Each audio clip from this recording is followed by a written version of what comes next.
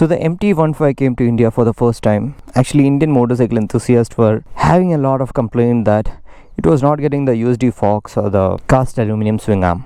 And now we have the MT-15 with USD forks, the aluminum swing arm, and with a better price.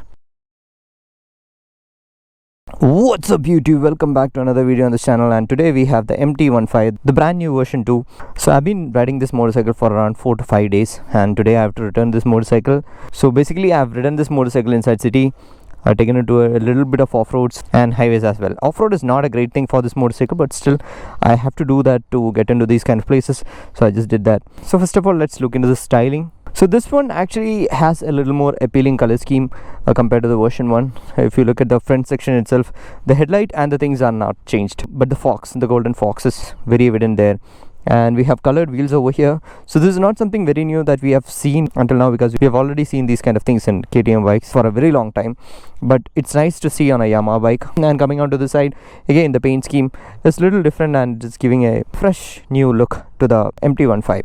And of course the paint quality and the things are just fabulous. I'm talking about this paint quality. So towards this side we'll see the same engine that we have seen with the R15, but this one has a different state of tuning. The sprocket is different, so the ride feel is all different from the R15 version 3, sorry, the R15 version 4. And towards here we have the same exhaust, which actually looks decent, that's all, nothing much to boast about. It's there in a very subtle way. And there actually we can see the aluminum cast swing arm, which is a new addition to this motorcycle. And towards the rear, actually there also I feel like the looks are really nice. The way this grab rail kept over here is also very intelligent from the version 1 itself. It's nothing new, but still it's an intelligent design. But when it comes to the tail section, I mean really after the tail light, this piece of plastic as well as the tie hugger, everything looks humongous. So basically if I had to buy this motorcycle, that will be the first thing which I want to throw it off from the motorcycle. Otherwise, look wise, I'm really actually satisfied with the motorcycle. Again, let's start from the front. So the throw of the headlight is kind of decent, still not enough to illuminate a completely dark area and all, kind of fine, that's what I'll say. And here actually we'll get halogen indicators and all.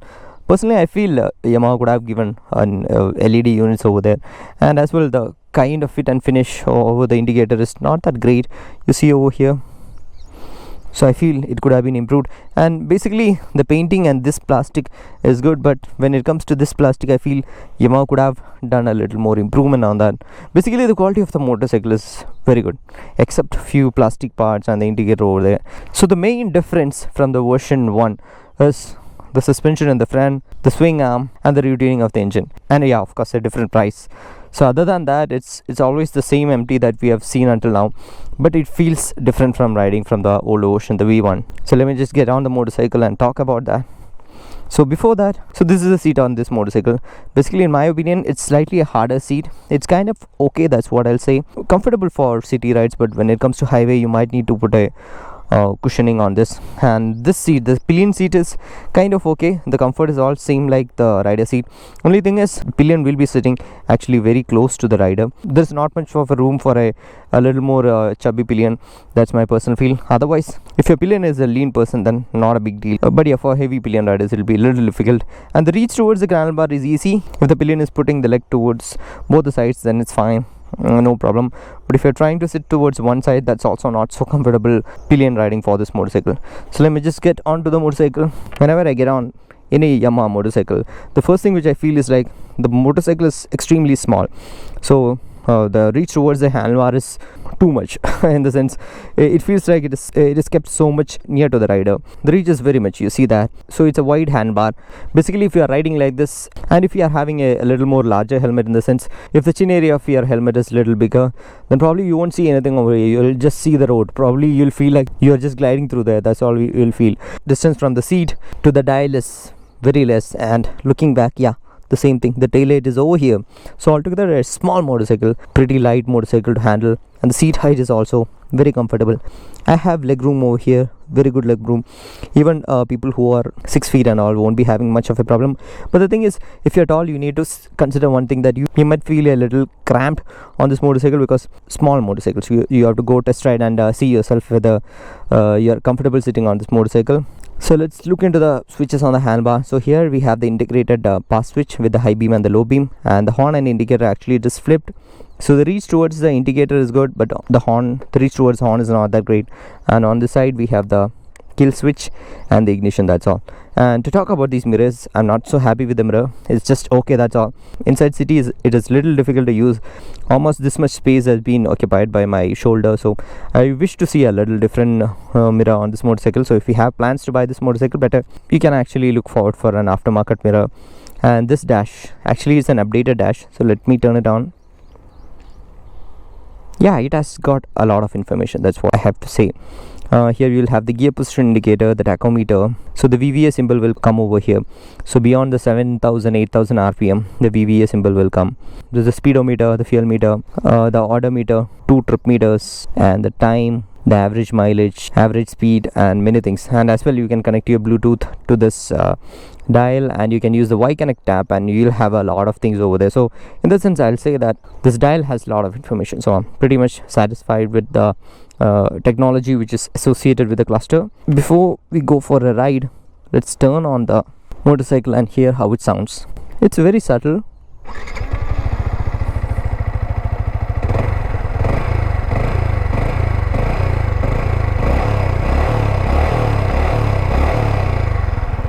Actually, it's very subtle in normal riding conditions, like 40 kilometers or 50 kilometers. The exhaust is pretty subtle, and when it really goes to the higher revs, you actually hear a lot of sound from the engine, not from the exhaust. So yeah, let's go for a round.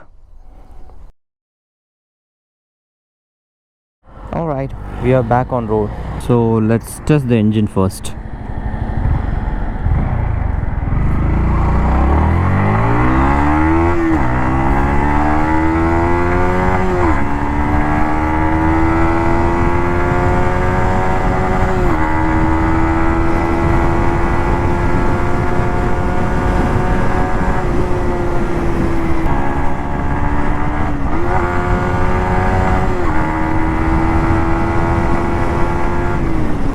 Yeah, basically this motorcycle gets the same engine that we have seen with the R15 version 4, but there are differences. The sprocketing has changed, so this motorcycle is actually designed to do a 0 to 60 in better timing. But I'll say that 0 to 100 will be almost same, because as you might have seen, the 0 to 60 hit much faster, and after that it started climbing. 100 you will reach much faster. The max what I've done is something like 128 or something. With that too, after 120 it's slowly climbing, so that means the top end has been compromised. So definitely the rear sprocket has been made bigger, and you can see that after that 7000 8000 rpm, the VVA symbol comes in. That means this works on 2 cams, and the first cam actually hand over it to the second cam, which is actually responsible for the higher revs. Over the rev band, I have some observations. In the sense, the bottom end is okay, kind of decent, no problem. And when it goes beyond that 7000 rpm, again it gets the juice and it just picks up. So we have a kind of a weird graph. What I'll say that the performance actually dips a little bit, and later it climbs when it goes to the higher revs. So that's my personal take about it. But honestly, this engine is just great, because even in 6th gear you can ride at a speed of 30 and all. I can show that to you. So we are in 30s, and the motorcycle is actually going in the 6th gear. That means it's much comfortable. So if you are inside city, you don't have to shift a lot. You can be in the 4th gear or in the 5th gear and comfortably roam around, that's all. And if you wanted to be ride like you are on the edge of it, that's also possible. You can be in the 2nd gear and do that all the time. Even though it shows a red line of 11k rpm, it can max go to 12k rpm. That means a 150cc ringing up that hard means definitely it feels like a very sporty engine.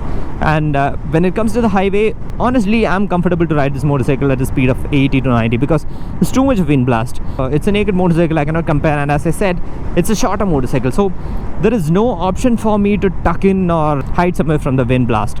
So 80 to 90 is what I'm comfortable with. Yeah, I've done 120 and even beyond that, but it takes a lot of time, and the stability is also good. The newer suspension is giving a lot of stability for the high speed rides and all.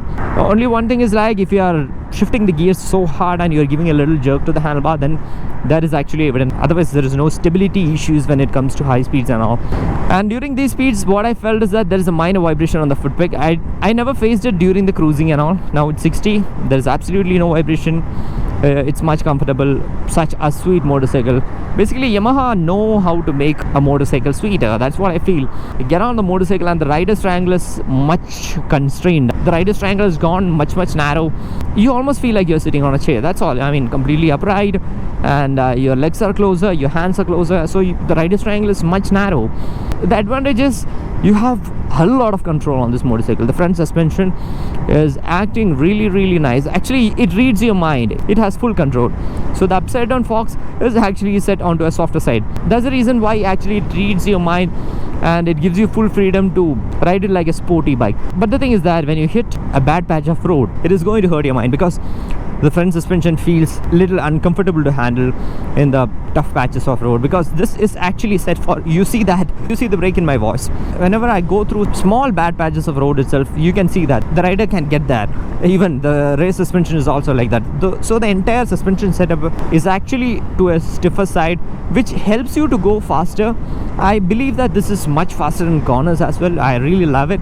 But the thing is, when it comes to off-roading, or if you have bad patches of road, you're gonna be struggling on this motorcycle. And I have a weird feeling that this motorcycle is going to perform a little bit better on a racetrack than R15 version 4. I don't want to argue with you guys, but I've ridden the R15 V4 as well. But honestly, I feel this is much more comfortable, much more agile motorcycle, because it's much lighter, very easy to ride. The suspension gives you full control. You are almost like you are on nothing. You don't feel like you are riding a motorcycle. The motorcycle is a part of yourself. That's the feel that you get when you ride this motorcycle. And when it comes to the braking is good. The thing is, because even though this is a 150cc motorcycle, this is actually competing with 200 or 250cc motorcycle. So the capacity of the motorcycle, the potential of the motorcycle is even way up ahead than the norms that the government has imposed. And this motorcycle comes with a single channel ABS. So you have ABS in the front section, which is acting perfectly fine. No intrusive ABS and all, so I'm pretty comfortable with it. Only thing is, the rear one doesn't get an ABS. But again, I'm telling you one more thing. Until now, after riding this almost for more than 200 kilometers, I never used the rear brake at all. Because first of all, it didn't rain, and when I was going through off-roads, I was not blasting that much. So I was almost using the front brake. The front brake is much comfortable for me. But in this price range, and for this kind of a motorcycle, definitely I feel dual channel ABS is always a welcoming feature. And let's look at the other things. I was riding this motorcycle for long inside city, and absolutely no heating issue. And I was riding with pillion as well. So my pillion was kind of comfortable, in the sense my pillion was actually comfortable on a CB300R. That means my pillion will be comfortable on this motorcycle as well. But as I mentioned, if your pillion is little onto a chubby side, then I'll say that the pillion might feel a little cramped feel. Even that's the same case with the rider as well. So there is no ground clearance issues after loading for 100 or 120 kgs as well. There is no ground clearance issues, and the motorcycle is actually easy to maneuver even with a pillion. And let's talk about the gearbox and the clutch. So the gearbox is fine.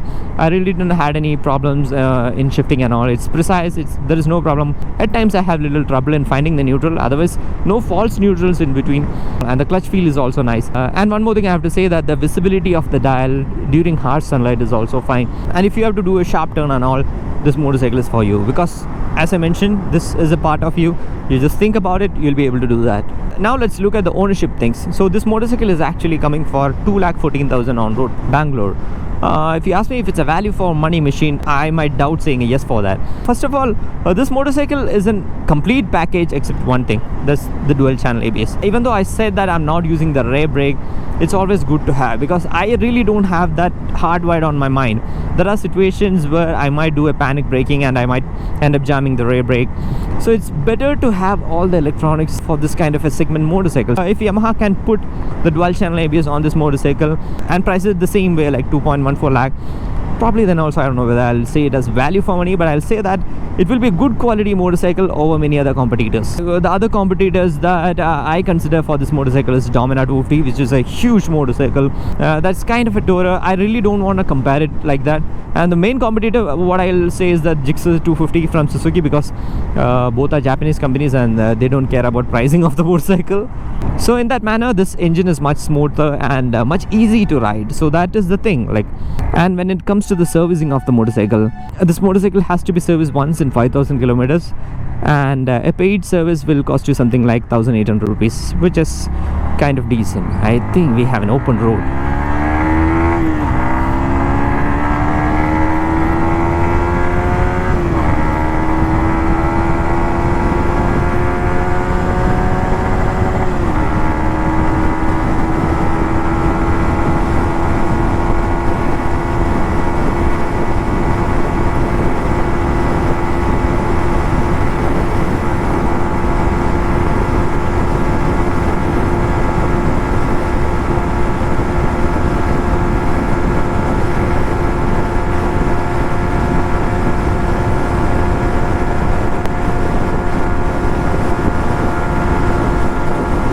Damn, I didn't even hit the red limiter on the 5th gear. That's embarrassing. This is what I mentioned, like it touches 100 pretty easily, but post 120 it struggles. You might have seen, right? 5th gear red line itself is taking a lot of time, so 6th gear red line will take a hell lot of time. So let's come back to the ownership part. So the place where this motorcycle is going to excel a lot is on the mileage part. So if you are riding it decently, like on highways like 80 or 90 km/h and inside city within the range of 6k to 8k rpm, most probably you'll be getting a mileage of 45 to 50 km/L. That's where this is going to excel among the competitors, like the 200 to 250cc competitors of this motorcycle, because you know this is much an engaging motorcycle, and if you want to push it, you take that ride like that, and after that you come back to your normal riding, like sane riding, and you get a absolutely brilliant mileage. That's a really nice combination. You know, when you push it, it burns the fuel, otherwise like it doesn't eat up so much. It's on a diet. So now let's see who all can look onto this motorcycle. First of all, if you are looking for a city riding motorcycle, and if you want a good looking motorcycle, definitely this is a great motorcycle for you. But I have to warn you one thing, is that if you have a lot of bad patches of road, or imagine you don't have a road itself, it's all potholes and speed breakers and whatnot, then probably the front suspension will take care of your shoulders and the rear suspension will take care of your spine. Yeah, that's the thing. So it's a little onto a stiffer side. Then you have to be a little careful on that. I'm not talking about the bike, I'm talking about your body, the riding posture and all. And when it comes to the highway, comfortably you can do an 80 to 100 km/h on the highway, like without any discomforts. You can do a tour on this. Touring with pillion, I don't really say that that's a great option, because there is not much room for the pillion to roam around, and if you are having a pillion, the rider also will feel that he is also constrained within his space. So I'll say that solo touring will be nice. And when it goes to off-road, again, it's not a great motorcycle for off-roading. If you see an off-road patch and you want to cross it, you can do that. There is not much fun in doing it, but honestly I'll say that if you want to take it to the track, this is a really nice motorcycle. The handling is really nice. You'll certainly enjoy this motorcycle taking on a track. So that's my personal feel about the latest MT version 2, and I hope this video is helpful for you. And as always, show some love in the form of likes and comments. See you in the next video. Until then, bye bye.